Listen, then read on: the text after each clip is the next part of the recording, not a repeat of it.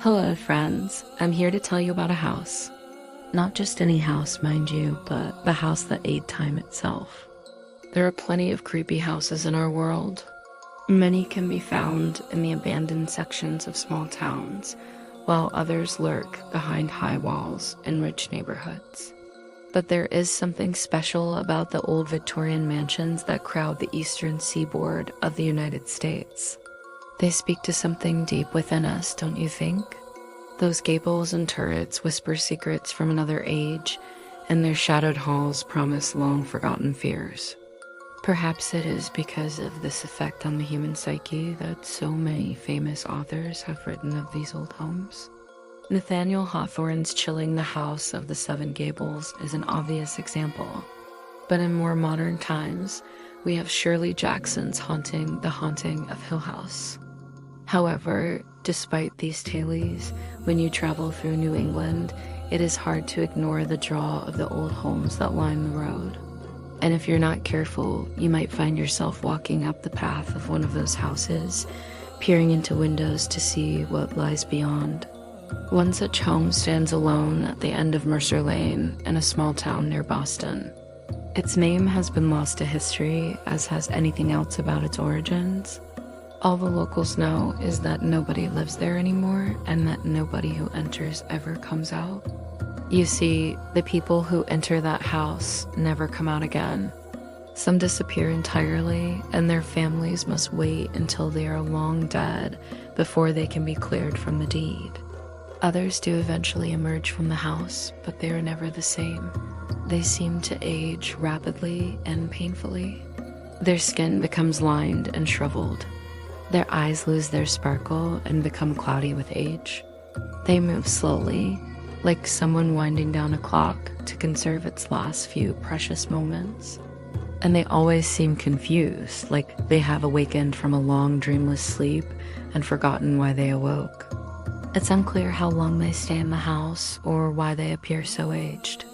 The only thing that is clear is that whatever happens to them inside 213 Mercer Lane cannot happen to anyone outside. You can stand right next to the house, but nothing will happen to you. Only when you cross the threshold and step inside will time begin to devour you. And I should know. I've tried everything.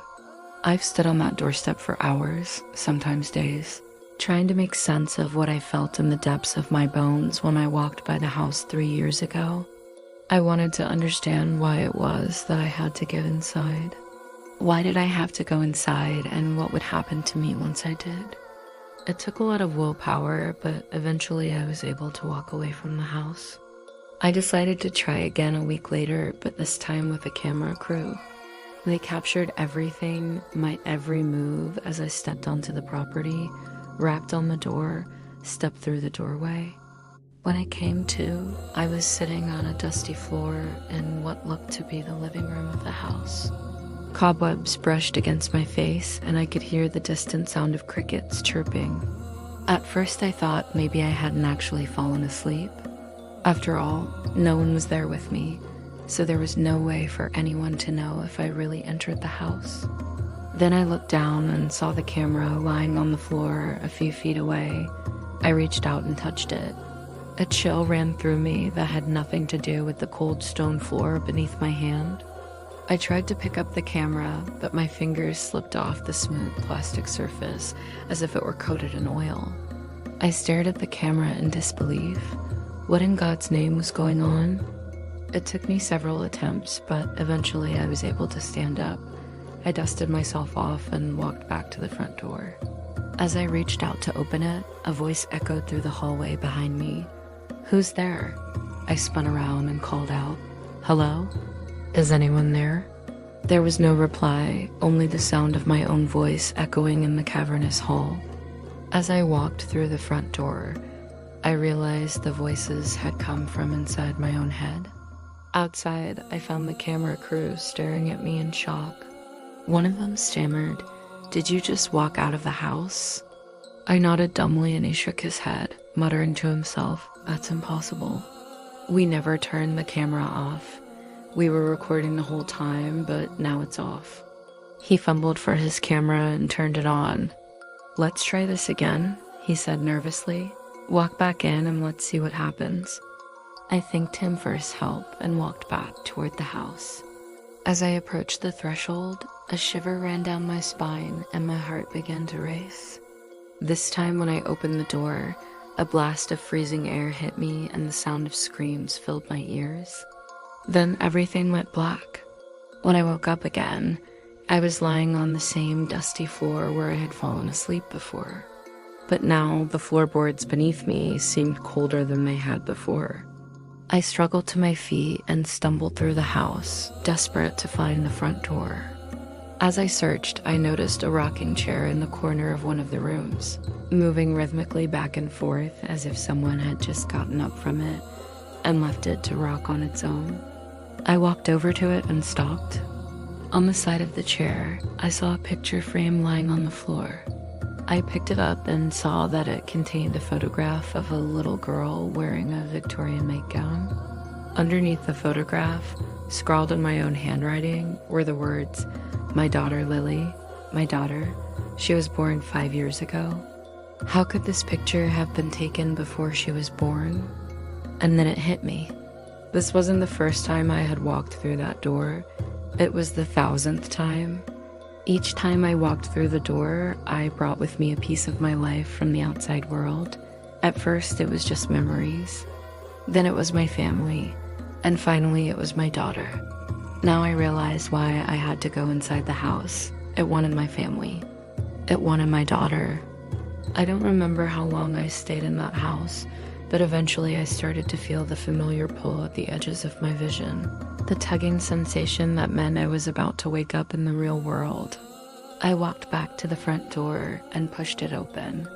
Outside, the camera crew was gone, but a new one had arrived. I greeted them and told them to follow me back to the house. This time, they recorded me entering the house and walking down the hall.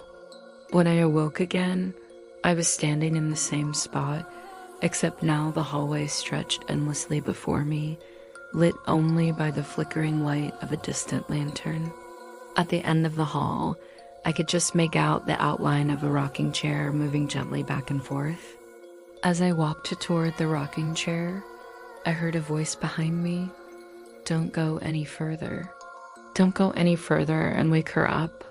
I whirled around to see a woman in a Victorian nightgown standing in the hallway behind me. Her face was pale and drawn, and her eyes were wide with fear. "Please," she whispered, "don't wake her up." She turned and fled down the hall as I called after her. "Who are you? What happened to you?" I followed her, my heart pounding in my chest. As I rounded a corner, I saw her standing in front of a bedroom door. She turned to me and said, "Please don't go in there." I didn't listen to her. Instead, I knocked on the door. "Who's in there?" I asked. "Please let me out." The voice was my daughter's. I threw open the door and rushed to her side. But the second I stepped inside, I knew I was too late. She was already gone. In her place stood a rocking chair moving gently back and forth. And on the floor beside it lay a camera and a note. I picked up the camera and saw that it was set to record. On the screen, I saw the image of my daughter fast asleep in her bed. Beside it, scrawled in my own handwriting, were the words, "It's worse inside now. It learned from you." Then the screen went black. Thank you for watching this episode. If you enjoyed it, please subscribe for more. Until next time, remember, some doors are best left unopened.